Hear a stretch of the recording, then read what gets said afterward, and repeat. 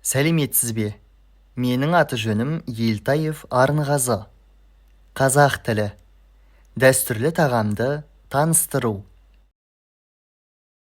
Қазақша ет.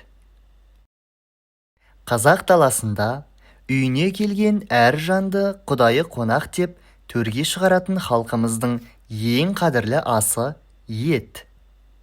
Көп жағдайда 5 бармақ деп бұрмаланғанымен, нағыз қазақы ортада бұл тағам тек ет деп аталады.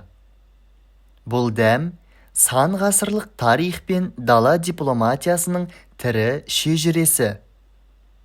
Ежелде тектіліктің белгісі ретінде жылқы еті жоғары бағаланса, сиыр етін күйі төмендеген отбасылар ғана азық еткен.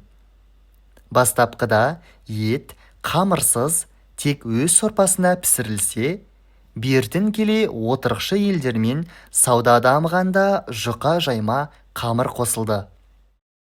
Тағам құрамы қарапайым.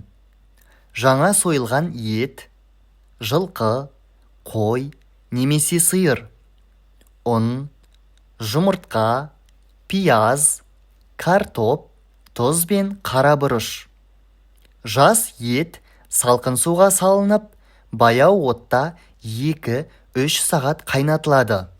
Сорпасы мөлдір болуы үшін көбігі үзбей алынады.